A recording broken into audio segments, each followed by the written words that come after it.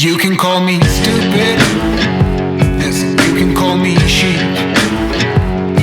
You can say I'm lazy, you can say I'm weak.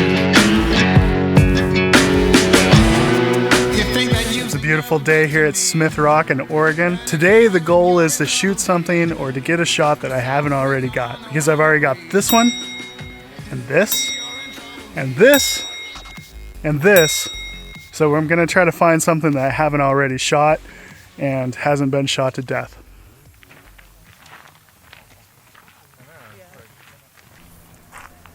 So right here is kind of the typical classic viewpoint. And I've shot this particular location a bunch of times, from pretty much right here or just over there. Today I really want to try something slightly different.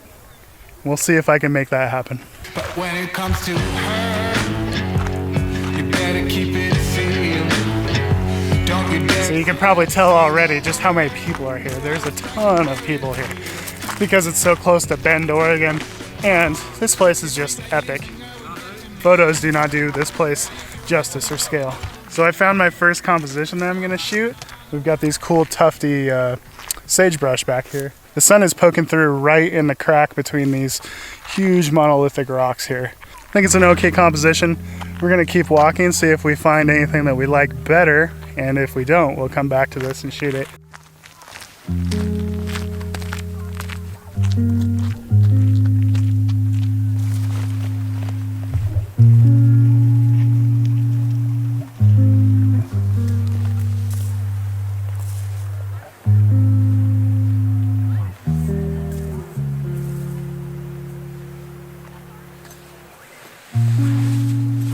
So I've come down to the edge of the water and I'm liking what I'm seeing here. We got the point way up here and we got these nice reflections happening down here. Really a cool little spot. We even got away from people a little bit. That's nice. I don't really love shooting around people, especially tons and tons of people. I want to shoot this way and I love the symmetry of this kind of bowl shape we have here.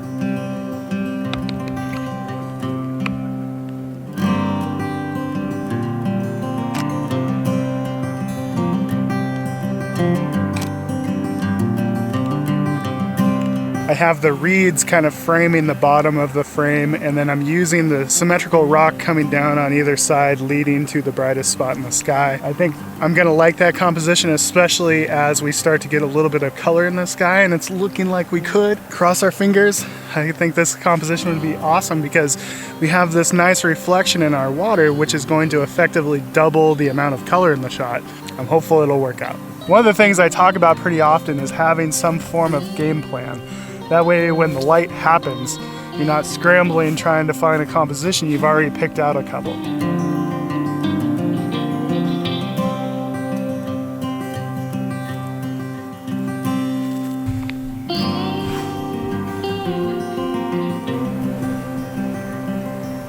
So my settings on this first shot, ISO 100, f16, shutter speed is 1/13 of a second, I'm doing a 3-shot bracket.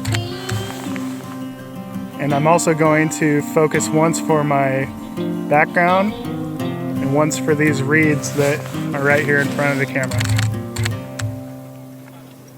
Downside is a lot of our clouds back here have kind of evaporated a bit. I think we're still gonna get a pretty good sunset though. Such a beautiful place to spend an evening. And now that all the people are leaving, it's starting to get calm and peaceful. Really nice.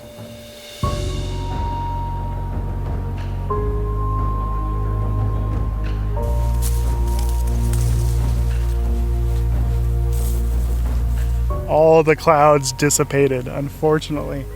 Man, that could have been so good if the clouds would have just stuck around. What I've got going now is I noticed that down here, there's a lot of just like foam bubbles just kind of floating by. To use that to my advantage, I'm gonna use an ND filter and purposefully blur those out and kind of stretch them out and make them part of the scene. So I'm experimenting with different shutter speeds now because these bubbles are quickly turning into the entire point of the photo for me for some reason, because there's not a lot of sky interest, and so we're trying to create some water interest.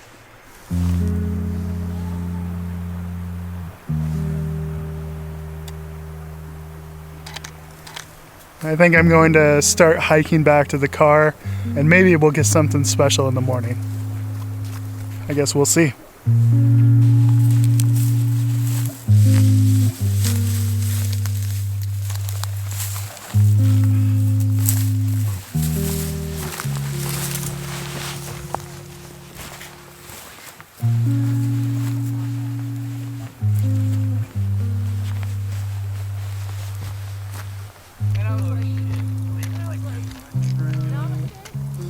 So naturally, I get to the top and this happens. Sometimes twilight light can be some of the best light that you get.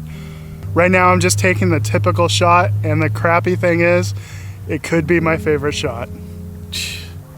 I hate that. I hate that.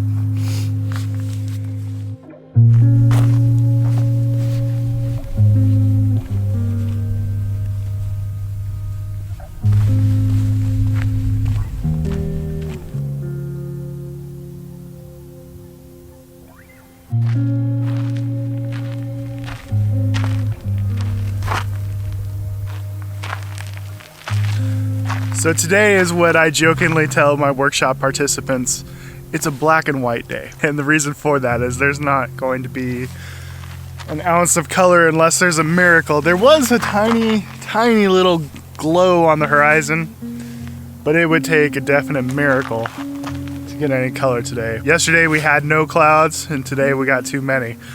Also, side note, you can always tell a serious hiker by one thing: the coffee in their hands. It's important to stay hydrated when you're out hiking. Yeah. So when you're faced with a situation where the conditions are not exactly what you were hoping for, you have to totally re-visualize the location. I have to ask myself, what is here that is cool, and what is here that makes me want to take a photograph? If I darken down my exposure here, you can see all of the texture that we have up in the sky. I think that could be really cool in a photo, especially if I add just a whole bunch of contrast to it, which I'm going to do. So I'm going to wander around and try to find a vertical composition where I can utilize some of the cool textures that are happening up in our clouds.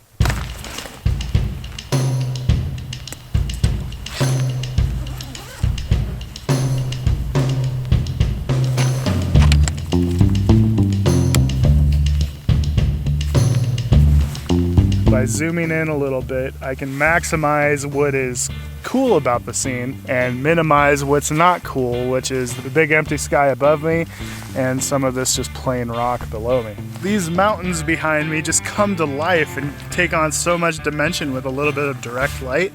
But when the light is really overcast like it is today, it's just very flat and lifeless. We're already after sunrise, so can't win them all, that's for sure. And that's the problem with these YouTube videos, is that I put a lot of pressure on myself to come home with a whole bunch of photos, and all of them got to be good, otherwise I don't post the video. Maybe it's time I start doing more realistic videos where I show all of the failures, because there's a lot of failure in photography, and you got to be okay with that. You got to be okay with the idea that sometimes you put a lot of work into driving to a location and you don't always get a great photo, and that's okay.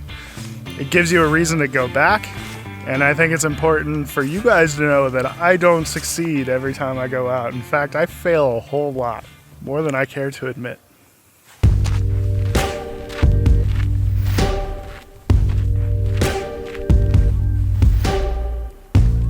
As much as I love Smith Rock, I feel like it's definitely what I call light dependent. It kind of requires an interesting sky to come away with a compelling photo. There are so many different photos to be had at this place that I feel like I haven't even tapped into what's possible here yet. But that's what's gonna keep me coming back. This place is amazing. So we're gonna head back and hit the road. Tonight we're gonna be going to the Painted Hills on the way home, and we'll see if we get any light there. But that is a place that is not nearly as light dependent, because there's a lot of interesting color in the landscape itself. So it's not nearly as color or light dependent. So I'm excited for that, but it's time to hit the road.